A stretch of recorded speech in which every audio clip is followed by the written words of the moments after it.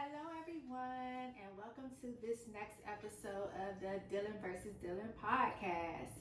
And this episode is all about the adjustment. And boy, was an adjustment. On the previous episode, we discussed how it felt for me and the family when we had the twins in the NICU unit. This is all about the experience of coming home with both babies at this point because Harper and Hayes were now discharged and they were both at home with us. Whew, let me tell you. So, my husband ended up taking off while we were in the NICU. I told him to go to work so he could save all that time that he was going to spend with us at home for when we actually came home and everyone was home. So at this point, Hayes is released from the hospital, Harper's released, and my husband is now home I think he stayed home for about 2 weeks with us, and it was an adjustment. So, the babies, they have their own room, but the doctors advise you that when they come home at first, they should sleep in the room with us until, I don't know, they said like 8 months or 9 months or so, just so we can keep an eye on them, because even though they were, let's say, how many weeks were they? A month old, but really they go so it's like their adjusted age. So basically they still should have been in utero. So we had to watch them very, very closely. So yeah, they were in the room with us. We started out with a pack and play. I had a twin pack and play that it was like a big nice size pack and play, and it had 2 bassinets that sat on top of it. So I would allow the babies to sleep in the bassinet part, and I would put them in there, and they were still on their NICU schedule as far as feedings. So they ate, let me see if I can still remember this right. They ate at every 3 hours. So it was 5 a.m., 8 a.m., 11, was that 2, 5 p.m., 8 p.m., and so on and so forth. So they stayed on that schedule. So the NICU experience was pretty good in reference to their feeding schedule, because I didn't have a hard time putting them on the actual schedule, and they were on the same schedule, and they remained on the same schedule. And even still to this day, they are on the same schedule as it relates to eating. They were not drinking a whole lot, maybe like an ounce or so, or whatever, every 3 hours, or 2 ounces every 3 hours, or whatever it was. But I pretty much did most of the feedings. My husband, he helped as well.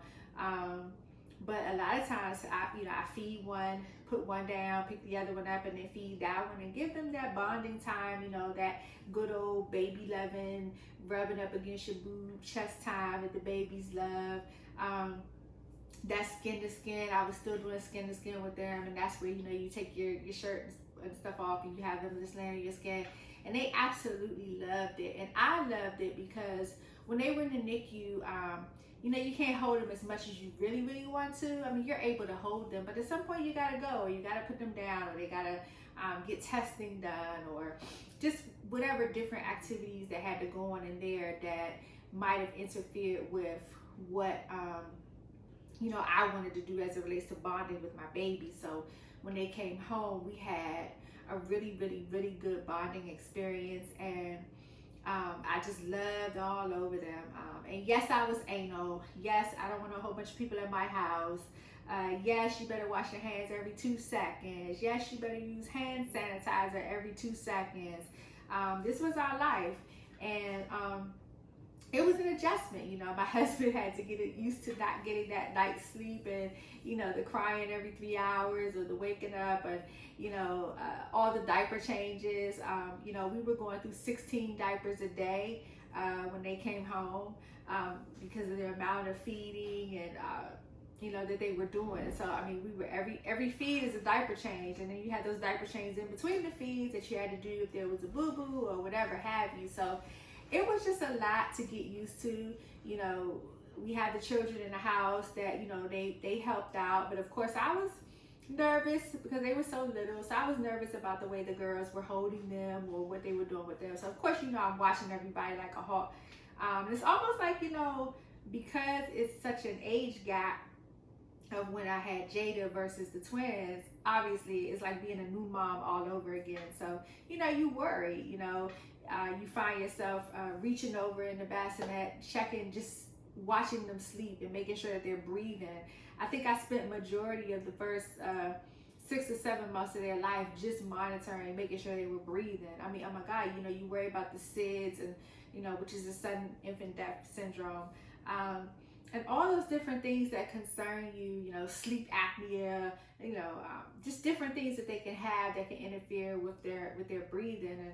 And so, I was concerned. So I didn't sleep very well. I try to sleep when they sleep. Everybody says sleep when they sleep, sleep when they sleep.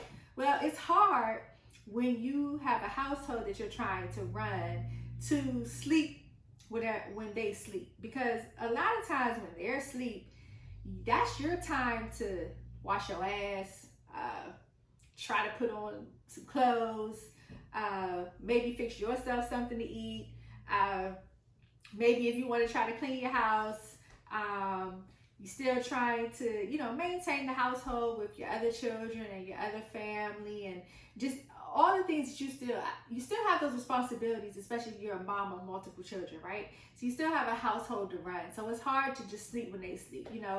I needed to wash clothes because they go through a certain amount of clothes a day. So, certain days of the week I wanted to wash clothes, just different things that I know I needed to do. And also, I think it's still important too to try to find some sort of time for yourself as well. So whatever that is that you want to do, that time with their sleep is the only time that you have to be able to do that. So I used to use that time to research like daycare providers and things like that, because at some point I knew I had to go back to work. And my goal was to go back when they were like 3 months old. So, I still had some time, but I knew that I needed to get on somebody's daycare list, and I needed to be able to start going out and meeting people and deciding if it was going to be an at-home daycare or a center daycare. So because I had all that on my mind, I would use that time too to just try to figure out what I want to do as it relates to daycare, and just figure out my life period. Like, what am I going to do? Like, the whole time I was pregnant with the twins, I knew I was having twins, and it was a reality. Like, oh my God, I'm having twins. But when they're actually here and we're bringing them home and they're in the house and there's 2 car seats and, 2, little twin boppies and 2 little seats and just, 2 of every bottle that needs to be made, and, double bottle warmers to be able to heat up 2 bottles at the same time. It's a big reality. Like, I was really sitting there like, oh my God, like we actually have twins. Like, it's actually 2 babies at the same time living in this house with us. Like, what in the world did I get myself into? But it's too late to turn back. We're here, and this is just what it's going to be. So I spent a lot of time, not that much time, some time, trying to figure out, how we were going to have some structure. And the biggest thing for me was the schedule. I will tell any parent, especially a parent of multiples, but any parent really, a schedule is key to trying to balance out your life.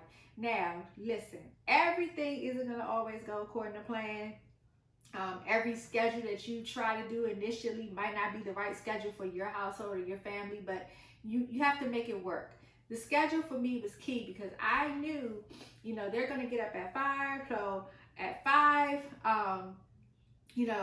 they got to eat. They got to, I didn't wash them up at 5. So at 5, they're eating. Okay, that next, they're gonna go back to sleep. That next feed at 8. Okay, 8 a.m. for me was the feed, and then after that feed, I was washing them up. And then by 11 a.m., that next feed, we by 11 a.m., that feed is when we came downstairs. So for me, it was okay. We'll spend time upstairs in our bedroom, and then downstairs, our downstairs time, because it can be depressing if you stay in one area of the house all day long. So I like to move around the house. So by 11 a.m. feed, we're downstairs, we're in, their area, because this is their area now. My living room, family room, whatever you call it, that's their area. I've got a baby gate set up, their play stuff. At that time, I had swings set up, the seats set up, so everything for, infant little vibrating seats. I had all that kind of stuff for them. So we would come downstairs at about 11, They would eat, drink their bottle, and I would be all in their face, and that's their talking to time. And then that was like after that feed, that would be like their tummy time, because they tell you in the hospital, in the doctor's office, to tell you try to alleviate so much time on their back so that they don't get the syndrome where they have the flathead syndrome, but it's this particular name that it's called. And I can't think of it right now, but needless to say, it's best for you to keep them, on their stomachs as much as possible. Less time on their back is best. So I try to do that. And even putting them in their swings, I try to do that. But the problem is, in the swings, sometimes they will fall asleep, and the swings going back and forth, and it's soothing them, it's letting them go to sleep, and then you end up realizing that their heads are still, like their heads are laying in a way that could potentially cause them to still get the flathead syndrome. So, and just too, as an FYI, when you have multiple children, they're more susceptible to getting the flathead syndrome, per se, is what I'm going to call it. They're more susceptible for getting it. 2 or more babies in the womb can cause that. So, and the doctor already told me, even if you do everything right, which I know that you are, there's a big possibility that they can get it, and then we'll deal with it. So they did ended up getting the flathead syndrome. And I noticed that it was like, I don't know, out of like some time went by, and I was like, oh my God, the baby's heads are flat, they're not round anymore. Their heads were perfectly round when they were born. And I just watched over so many weeks, like, what is happening to their heads. So I made an appointment, took them to their pediatrician. She was like, yeah, they kind of do have it, but let's just wait and see. And I'm like, wait and see? How long are we going to wait and see? But I don't want them to permanently have flat heads in the back now. For a boy, for a girl, you might be able to get away with it a little bit because you got hair. For a boy, Hayes' head needs to be the right shape. So I took him to a specialist at Children's Hospital, and he in fact said, yes, they absolutely do have it. You can wait, but there's a cutoff period. He was like, by 2 years old, you don't want to be dealing with that because their heads tend to take the shape of what it's going to be, and it's harder to correct. So the later that you wait, the harder it is to correct, but then you don't want to do it too early too, because they're still growing and molding and all that kind of stuff. So I want to say at about the 9-month mark, we did end up going and back to the consultation with him, and got them sent off with this prescription to go get fitted for helmets. And that's where they had their little baby helmets on, and they had to wear them all day, with the exception of I think it was like an hour a day or 2 hours a day. They did 2 hours a day that they didn't have to wear them. Outside that, they had to wear them, and I felt so bad. I felt so guilty, but it was really nothing that I could do. The doctor said, listen, they're susceptible. We knew that this was probably gonna happen because they're twins. So, we dealt with that, but that was a little further down the line. But I just wanted to share that story with you in regards to the helmets. But back to being at home, I didn't have like too much company. I think I had, the normal amount, my mom and my aunt and a few other people that, came over. I feel like more people probably ended up coming to the NICU to see them, which was good because the NICU was so secure and so clean and thorough. Not that I'm not clean, but that hospital clean is a different kind of clean.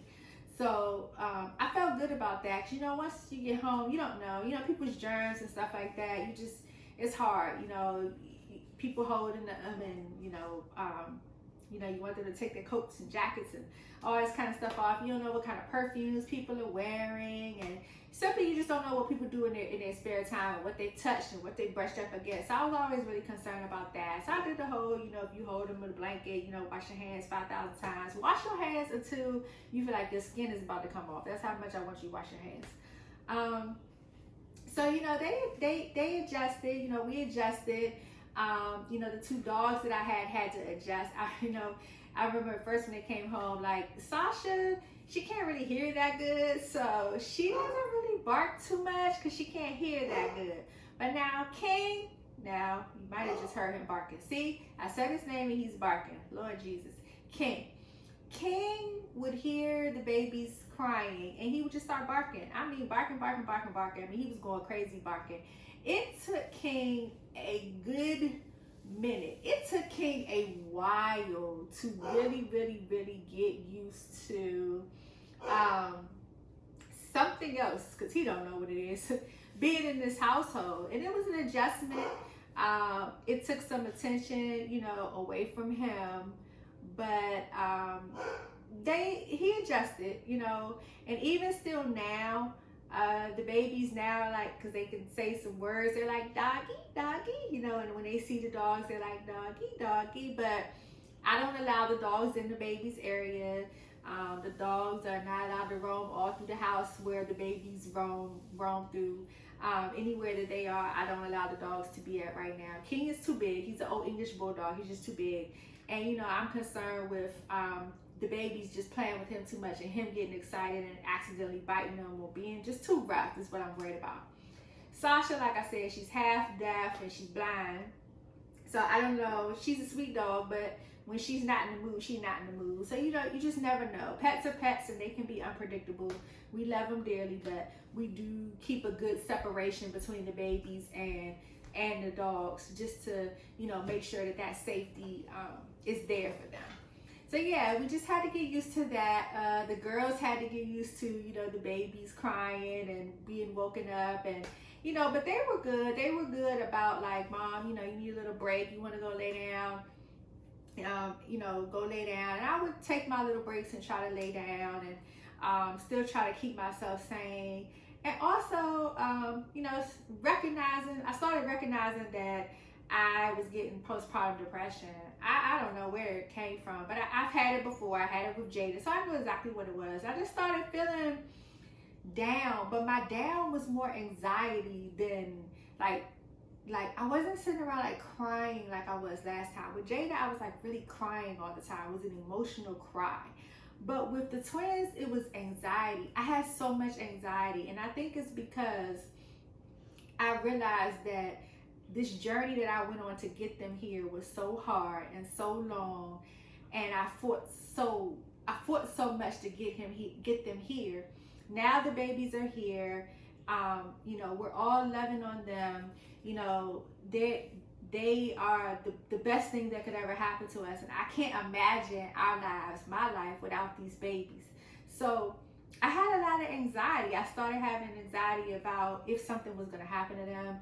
I started having anxiety about, like, not wanting to take them outside because not wanting them to be in a car and be in any type of accident. I started having anxiety about, oh my God, when I go back to work, who's going to take care of them? And nobody's going to take care of them the way I take care of them. Nobody's going to love them the way I love them. And it was so hard. Like, I found myself to be sometimes just sitting there like shaking, because I would be so nervous and so scared about the unknown. Because being a parent, I think one of the hardest parts about being a parent is the unknown. It's the uncertainty. It's the unknown of, like, will you always be there to protect your child? And the reality is you will not.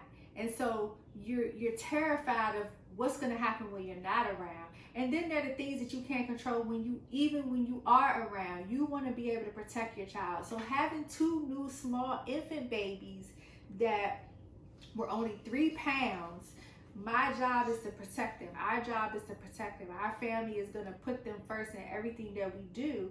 And I just was petrified that, am I going to do this right? I even had some thoughts sometimes, like, am I even worthy of this? Like, am I worthy of this big blessing that God gave me to have 2 babies at the same time, and to have a boy and a girl? And finally, I have a baby boy, and I always wanted a baby boy, and God finally blessed me. So it was just a lot of emotions that I had. I ended up going to my gynecologist / OBGYN and talking to him about my emotions. Because one thing about me, I'm an open book as it relates to that. I don't believe in hiding your feelings. I believe that if you feel a certain way, you should get it out, because you never know who else is going through it too. And it's okay to talk about your feelings and your emotions so you can figure out how to work through them. If you keep stuff bottled up, nobody knows what's going on and they can't help you. And I think so many women suffer from that postpartum depression because they feel like nobody can relate to what they have to say. Nobody understands them. Nobody believes them, because people have this conception that once you have a baby, you're supposed to automatically be happy and everything's supposed to be happy and nothing is supposed to be wrong and you're supposed to always be okay. And the reality is, that's not the real world. When you have a baby, you are ecstatic. But then there's so many other emotions and responsibilities that come with being a mother that your mind starts to wander and it starts to go in other places, and you do think about things. You think about your weight, you think about your looks, you think about your body, you think about if I can breastfeed or not. Should I breastfeed or not? Am I a bad mom if I don't breastfeed? You know, society makes you feel a certain way. Hell, even in Holy Cross, they made me feel a certain way because I wasn't breastfeeding, but they got over it because I ain't breastfeeding, okay? These breasts ain't built for breastfeeding, I ain't doing it. And that's just that. But I was secure enough in my decision that it didn't matter to me what anybody else thought. But these are things that women really do deal with. You know, should I go back to work? Should I quit my job? You know, what am I going to do with the baby? You know, should I put him in this outfit, this carrier, this? So it's all these different emotions that you have. On top of, you still have to be a spouse, right? So you still have to try to get back to some sense of normalcy with your significant other, your husband, whatever, wife, whatever you have. And you want to feel sexy again, and you want to have sex again, and you want to do all these things, but you're tired as hell. Like, you want to have sex in your mind, but your body ain't gonna let you do it, or vice versa. Your body lets you do it, but your mind won't let you do it. Whatever. So it's just it's hard. So I talked to my doctor about all these feelings because I'm not afraid, and I told him, like, listen, this is what I'm feeling. I'm nervous. I'm just super nervous. So he put me on Zoloft, a low dose of Zoloft, which helps with depression and anxiety. And, you know, it actually worked. I started taking it. I started feeling a lot better. Because like I said, I started having thoughts about preparing to go back to work. And that was my biggest fear, was like, do I go back to work? Like, what am I going to do with them? I don't want to leave my babies 3 months, 4 months, 5 months, whatever age they are, with a new person, and it's not me. So the medicine helped me prepare myself for that path. It helped me, you know, prepare myself for, what's to come. The unknowns that we know are going to happen. Just calm down. So I was calm. I was able to be, just zen, right? I was able to just kind of go with the flow and live more in the moment, and not, focus so much on, what I can't control, and just worrying about the things that I can't control. So I don't know. I think that it helps. I would tell any woman out there, if you have to get on medication for anything, depression, anxiety, whatever it is, don't be ashamed. Don't be afraid. Reach out for help. Recognize the symptoms. If you're feeling blue and you're feeling down, you're feeling anxious, you're scared. Some people feel suicidal. Some people feel like they want to harm their babies. I didn't have those thoughts, but some people do have them. So if you feel those things, talk to somebody, get it out, let it go. It's normal. Your body is still exuding so many hormones, and your mind is still racing, and everything has to catch back up. And sometimes you just need a little help catching back up. So the adjustment for me was a lot, because I have, now a family of 5 plus my bonus daughter 6. And my bonus daughter doesn't live here, but she comes here all the time. So, it's still more mouths to feed now. And how are we going to do this? How are we going to pay daycare? How much is daycare going to cost? I'll be honest with you. I'm one of them people, and I don't know about you, I'm one of those people, and sometimes it's good, sometimes it's bad. But I just do stuff, and then I worry about the price later. Like, I just pay for stuff, and then I worry about how I'm going to figure out other stuff later. And that's not always a good thing. So, daycare, I didn't worry about it. The whole entire time I was pregnant. I was like, we just gonna figure it out, and God just gonna bless us, and we gonna be okay. But when they were home, and I was home, and I was figuring out when am I going back to work and what that's gonna look like, daycare was a real big topic of conversation, because it was like, what's gonna be the max that we're gonna pay, and how are we gonna figure that out? What's gonna be the budget? all of that stuff matter, right? What are the rules and regulations going to be? Where they go? Where's the location? Should it be close to our jobs, or should it be close to, you know, our house, or should it be in the middle of our support system? My mom, my aunt, my cousin, who can, their godparents, you know, people that can support and help pick them up if need be. Like, where is this all going to look like? What is this going to be? So these are the things that were racing through my mind, and this was a part of the adjustment of being home. Then there was the adjustment of, oh my God, do you know how much formula I had to buy? All I did was buy formula. Oh, I had so much powder formula. I had cases, because powder for me was the best, because powder is the cheapest. All of it is expensive as hell, but powder is the cheapest. So I had to have all that powder formula on hand. It got to, Hayes was on one formula and Harper was on another, and Hayes was a little bit more expensive than Harper. So, you know, I had to deal with, like, how are we going to keep up with all this formula, and how are we going to keep up with diapers? And, you know, we were so blessed that when we did have our baby shower, that a lot of people did give us diapers. And one of my husband's friends gave us so many cases of baby wipes that I didn't run out of baby wipes until they were like 14 months old. So that was amazing.